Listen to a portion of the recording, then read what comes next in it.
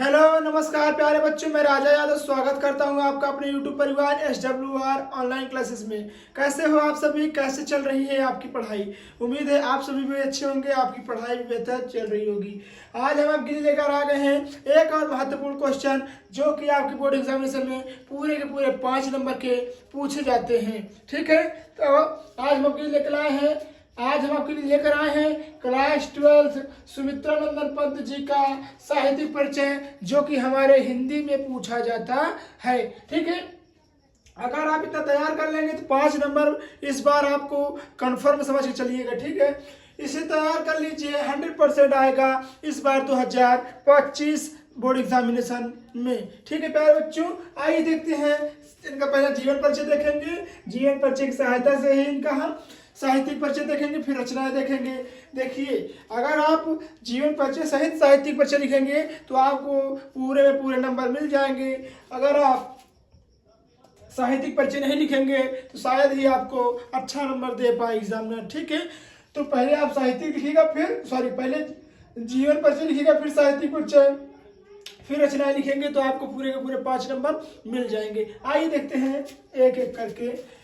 जीवन परिचय पहले देखते हैं। तो कवि सुमित्रानंदन पंत जी का जन्म कब हुआ था? सुमित्रानंदन पंत जी का जन्म सन 1900 ईस्वी में, ईस्वी को अल्मोड़ा, कहा अल्मोड़ा के निकट कौसानी, कौन सा गांव? तो यहाँ देखिए कौसानी है, कौसानी नामक ग्राम में हुआ था।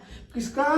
तो सुमित्रानंदन पंत जी का जन्म सन 1900 ईस्वी को अल्मोड़ा के निकट कौसानी नामक ग्राम में हुआ था। इनके पिताजी का नाम गंगाधर पंत तथा माताजी का नाम क्या था? सरस्वती देवी था।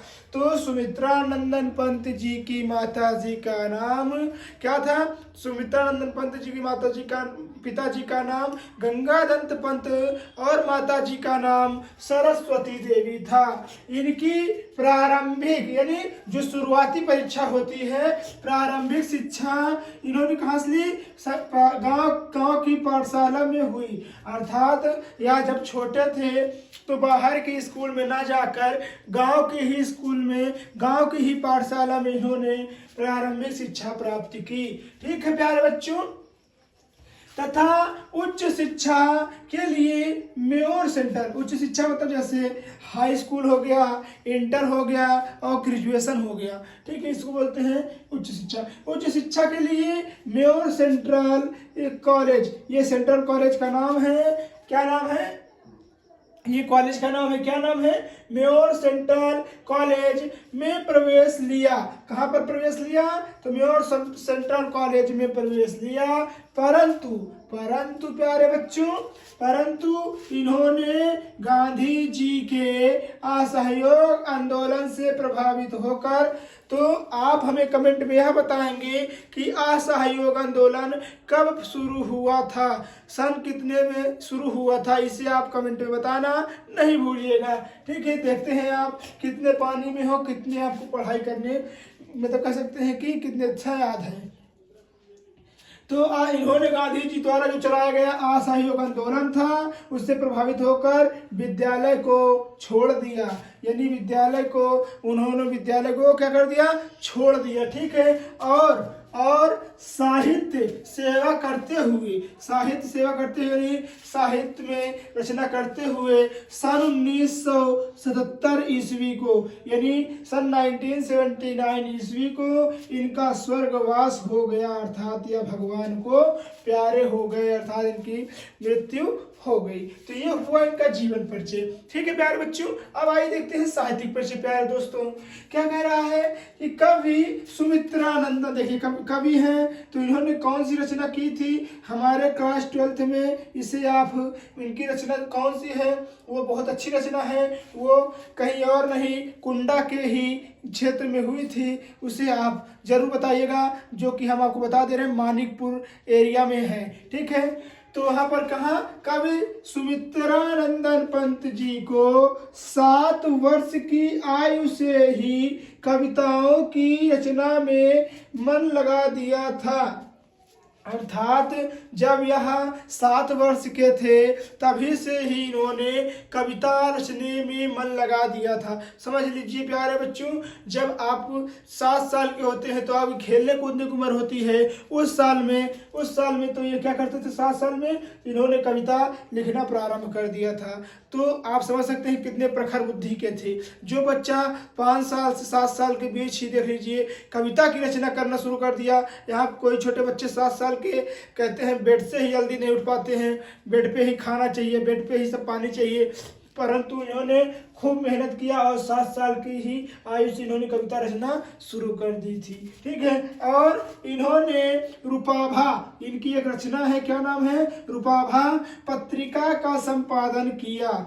इन्होंने कौन सी पत्रिका का संपादन किया, रूपाभा, उसका नाम क्या रखा, रूपाभा नाम रखा। ठीक है, तो रूपाभा पत्रिका का संपादन किया और पंत जी का कला और बूढ़ा चांद, ये क्या है, ये हमारी एक प्रकार की इनकी एक क्या थी, तो इनकी रचना थी। तो इन्होंने कला और बूढ़ा चांद पर साहित्य अकादमी नामक पुरस्कार क्या किए, प्राप्त किए, तथा चिदंबरा, क्या नाम है, ये रचना है इनकी, चिदंबरा पर इन्हें ज्ञानपीठ पुरस्कार मिला। कैसा पुरस्कार मिला, ज्ञानपीठ। तो इनको चिदंबरा पर कैसा पुरस्कार मिला मेरे प्यारे बच्चों, तो इनको चिदंबरा पर ज्ञानपीठ पुरस्कार प्राप्त हुआ। भारत सरकार ने इन्हें पद्म भूषण से, भारत सरकार ने इन्हें पद्म भूषण की उपाधि से नवाजा भी है। तो भारत सरकार ने इनकी रचनाओं पर, इनकी कविताओं पर तथा इनकी कहानियों पर प्रसन्न होकर इन्हें पद्म भूषण से भी सम्मानित किया, यानी पद्म भूषण से अलंकृत किया है। ठीक है, आइए देखते हैं रचना क्या है।